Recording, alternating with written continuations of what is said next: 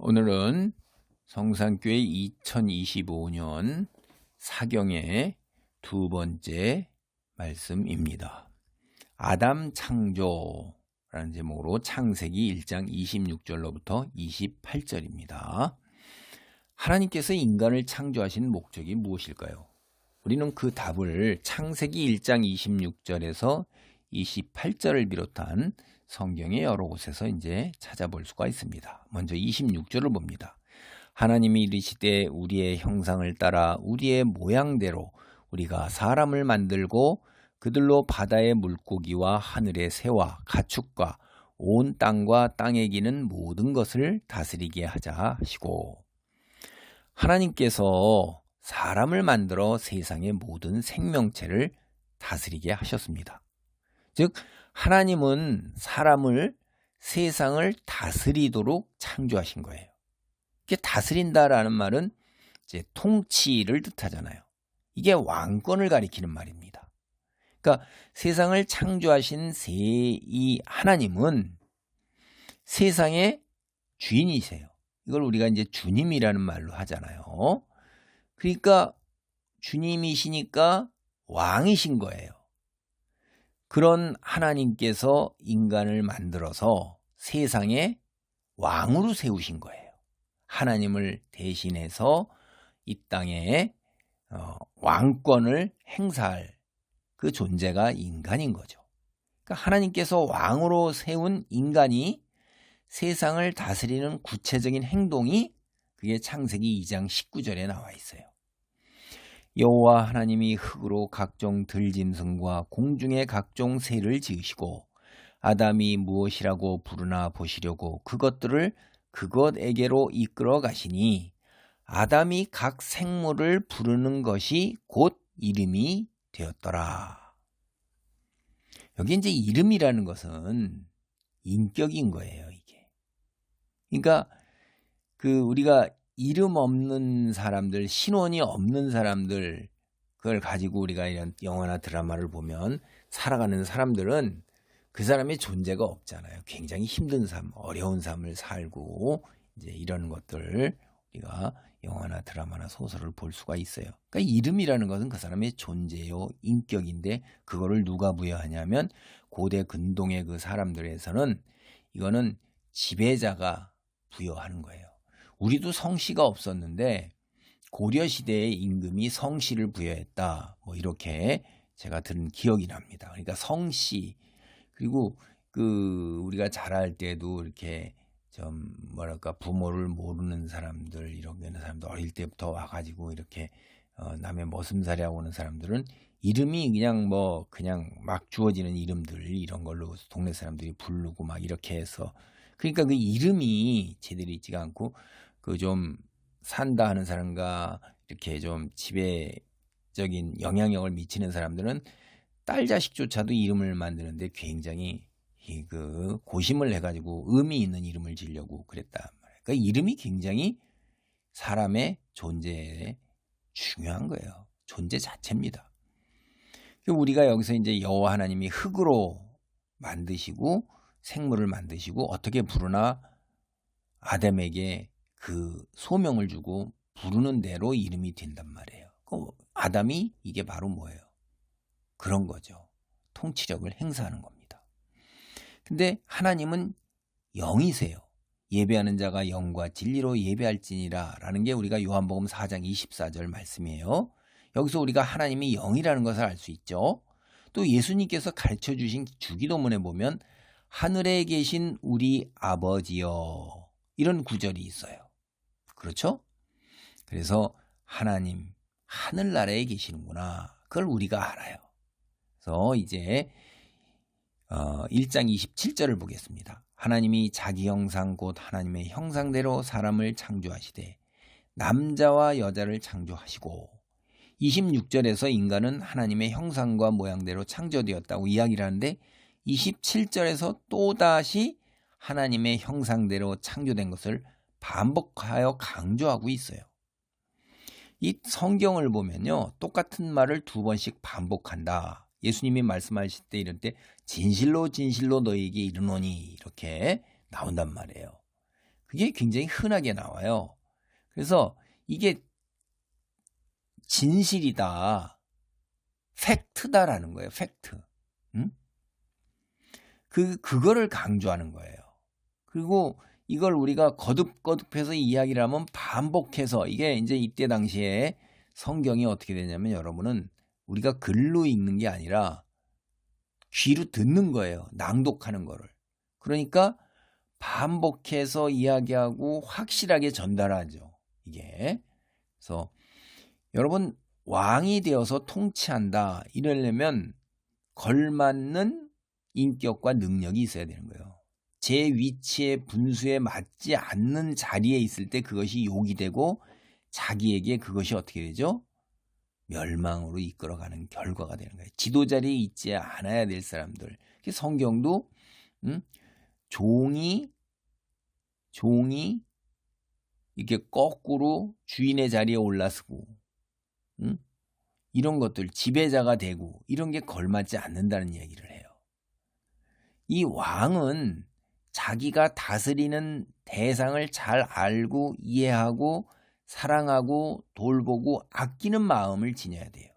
그리고 또 눈으로 보고 귀로 듣고, 그리고 생각을 하고 추론해서 판단을 하는 거예요. 그리고 무엇이 최선인가는 그거를 선택하는 결정을 내려야 되고, 그걸 또 추진하는 능력까지도 갖추어야 하는 거예요. 이런 것들이 다 어디서 온 거냐? 인간은 하나님의 형상을 따라 창조되어서 하나님의 형상을 지녔기 때문에 하나님이 지닌 이런 모든 것들을 우리가 지닐 수 있게 된 거예요. 여기 성경에 보면 물고기나 새, 가축, 온갖 땅에 기는 것 등은 하나님의 형상을 따라 창조되지 않았어요. 그 본능에 따라 살아가는 거예요. 하나님의 형상, 그 닮은 그 속성, 기능적인 면에서 주로 얘기합니다. 이거 기능, 존재론적으로 이제 어떤 성품보다도 뭐 그런 것도 같이 있지만은 주로 이제 기능적인 면에서 우리가 볼 때 이런 것들을, 이런 짐승은 가지고 있지 않아요. 28절입니다.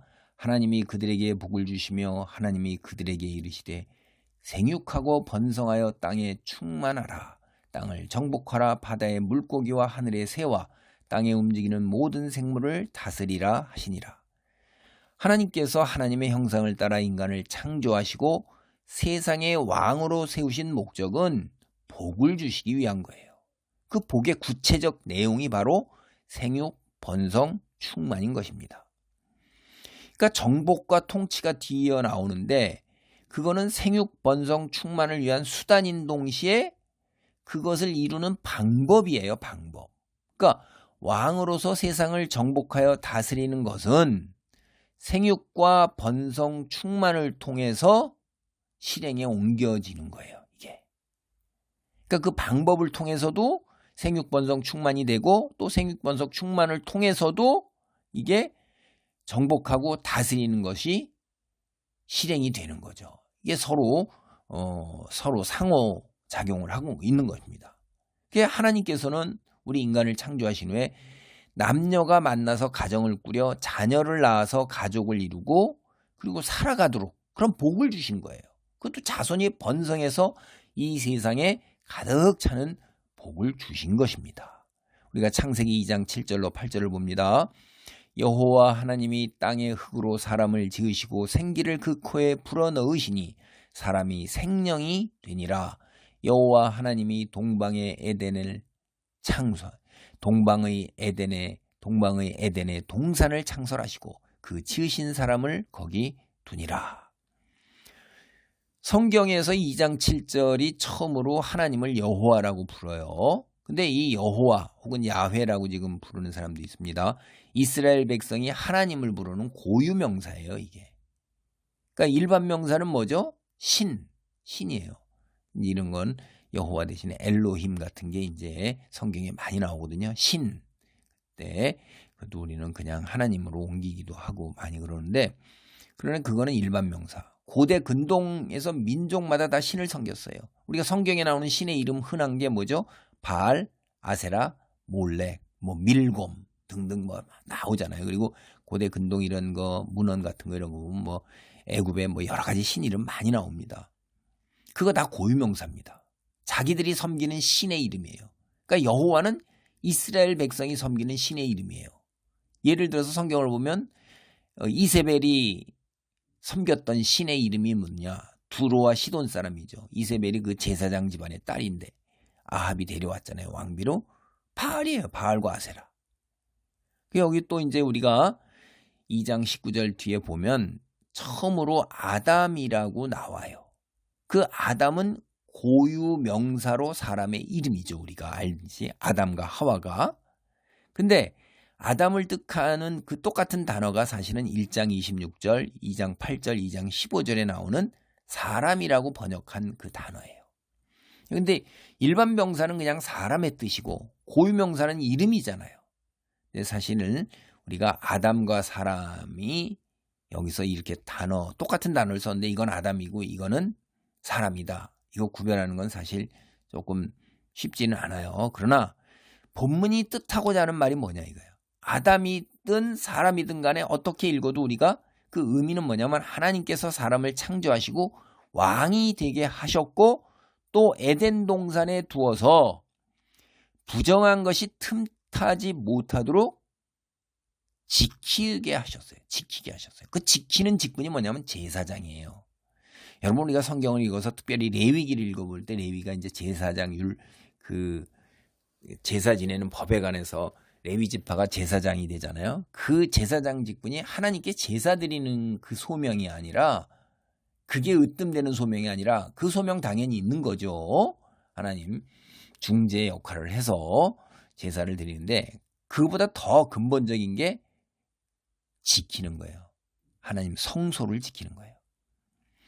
하나님께서 사람을 세상에 흙으로 창조하시고 생기를 코를 통해 불어넣으셨죠. 그래서 사람은 육체 안에 영을 지닌 존재가 됐어요. 다른 생명체는 흙으로만 지어져서 영이 없어요. 그런데 사람은 영육을 가지신 존재이십니다. 하나님이 영이시기 때문에 하늘나라에서 이 세상에 오실 때에 우리 시간 안에 살잖아요. 우리가. 그리고 우리는 이 물리적 공간 안에 머물러 있잖아요. 그러니까 우리 존재가 시공의 제약을 받아서 있는 존재니까 사람을 만나서 의사소통하고 교제를 하시기 위해서는 그 우리처럼 시공의 시간과 공간의 제한을 받는 우리 때문에 처소를 마련하시는 거예요. 창세기 2장 15절 에덴 동산이 바로 그겁니다. 여호와 하나님이 그 사람을 이끌어 에덴 동산에 두어 그것을 경작하며 지키게 하시고 거룩하신 하나님의 속성 때문에 하나님께서 세상에 임하시는 공간은 굉장히 거룩해야 되는 거예요. 그래서 하나님께서는 사람을 에덴 동산에 두시고 거룩함이 훼손되지 않도록 지키게 하셨어요. 출애굽기를 보면 이스라엘 백성이 광야 생활을 하는 동안 하나님께서 계신 그곳, 하나님께서 계신 곳이 이 성전의 그 모양을 본따서 하나님께서 그대로 어떻게 지으라고 계시해 주셨잖아요. 그대로 성막을 만들었어요. 그 다음에 제사장을 임명하고 레위 지파로 하여금 성막의 거룩함을 지키는 역할을 부여해요. 그 제사장과 제사장이 속한 레위 지파의 가장 큰 임무가 하나님이 임재하시는 성막의 거룩함을 지키고 부정한 것들이 틈타지 못하도록 부정한 사람들도 들어오지 못하고 부정한 일들이 거기에 이루어지지 못하도록 그 모든 집기나 뭐 그 자체가 부정하지 아니하도록 그렇게 수호하는 일이란 말이에요. 지키는 일이에요. 근데 창세기를 읽어보면 우리가 인간이 뱀의 유혹에 넘어가는 바람에 에덴 동산의 거룩함도 지켜내지 못했고 부정한 것이 들어왔잖아요. 에덴 동산에. 그게 부정탄 겁니다. 자신의 거룩함도 지켜내지 못한 거예요. 그 이후에 창세기를 읽어보면 아담에게 주어진 소명이 노아, 아브라함과 이삭, 이스라엘 백성에게 계속해서 주어져요. 근데 성경을 읽어보면 아시죠? 하나님께서 복을 주시고자 한 거예요. 거룩함을 지켜야만 복을 받을 수 있는 건데 그들이 자신의 거룩함 지켜내지 못합니다. 특히 거룩함이라는 건 세상과 구별된 거예요. 그러니까 이제 뒤에 가서 우리가 더 살펴보겠습니다. 거룩함을 지켜내야지만 하나님께서 임재하실 수 있는 조건이 되는 거예요. 여건이 되는 거예요. 그래야 하나님과 소통하고 하나님으로 말미암은 은혜와 축복을 누릴 수 있는 것입니다. 우리가 이 세상의 인간은 하나님께서 왕권의 축복을 주셨다고 그랬어요. 그 왕권의 축복이 생육번성 충만하는 그런 수단과 방법과 또 그것이 결과가 된다 이 말이에요. 그게 하나님으로부터 비롯되는 거예요. 그러니까 하나님 백성으로 세상과 구별된 거룩함을 유지해야지만, 지켜내야지만 받을 수 있는 거예요. 우리가 이제 뒤에 살펴보겠지만은 이스라엘의 역사를 여러분이 다 보시면 알잖아요. 이미 하나님의 거룩함을 지켜내는 제사장 나라로서의 소명을 이스라엘은 계속해서 끊임없이 실패해요. 그걸 그대로 드러내고 있잖아요. 오늘 말씀을 정리합니다. 하나님께서 인간을 창조하시고 세상 나라의 왕으로 세우셨어요. 다른 표현으로 하면 하나님 나라의 백성으로 살아가게 하신 것입니다. 하나님의 백성으로 사는 것이 생육, 번성, 충만이에요. 그걸 그대로 이루어내는 거예요. 그거는 하나님께 위임받은 왕권을 지켜내야지만 생육, 번성, 충만의 결과를 가져올 수가 있는 것입니다. 근데 하나님의 백성은 거룩한 거예요. 하나님께서 거룩하기 때문에.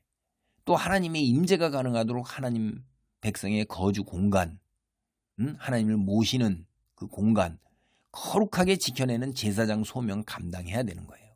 이스라엘 멸망 전에 여호와 하나님은 성막 그리고 예루살렘 성전에 임재하셨어요. 신약 시대의 예수님의 부활 승천 이후에 성령 하나님께서 우리 그리스도 안에 내주하셔요.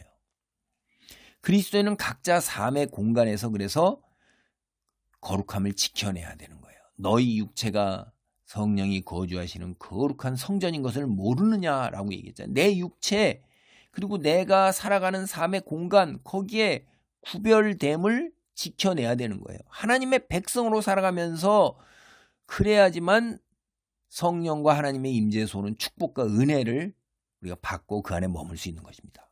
그래서 사탄과 어둠의 세력이 지금 공중권세를 잡고 있잖아요. 종말의 때에 거룩함을 지켜내는, 즉 하나님의 백성으로 살아가고자 하는 그 일, 사탄과 어둠의 세력이 그냥 놔두겠어요?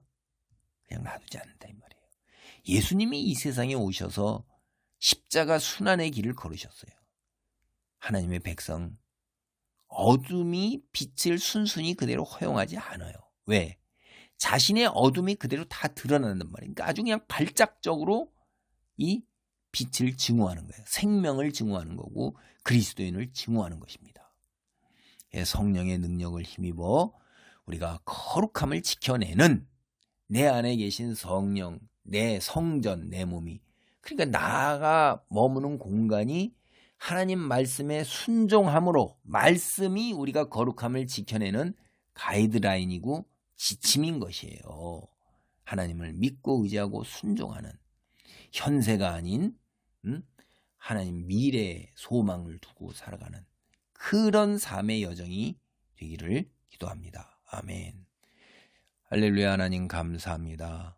하나님께서 세상을 창조하시고 하나님 나라를 이 세상에 이루어 가시며 그 하나님 나라를 이루어 가는 일에 우리를 하나님의 백성으로 부르셔서 하나님의 백성으로 살아가는 소명, 그리하여 생육번성 충만하는 소명을 주셨사온데, 주님 그 소명을 이루기 위해서는 먼저 거룩함이 있어 하나님이 임재하심으로 하나님과 교통하고 아버지 하나님이여 교제하는 가운데 그 하나님으로부터 비롯되는 놀라운 능력을 덧입어 이것이 가능함을 깨닫습니다. 이스라엘이 실패한 것들은 아버지 자기들의 힘으로 자기 의존적이 되어서 실패한 것을 봅니다.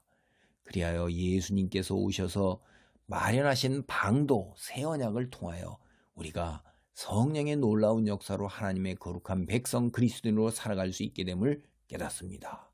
아버지 우리의 결단과 선택 하나님 성령이 도우사 주여 우리가 하나님의 백성이고 하나님이 우리의 하나님이 되시기를 간절히 기도합니다. 예수님의 이름으로 기도합니다. 아멘.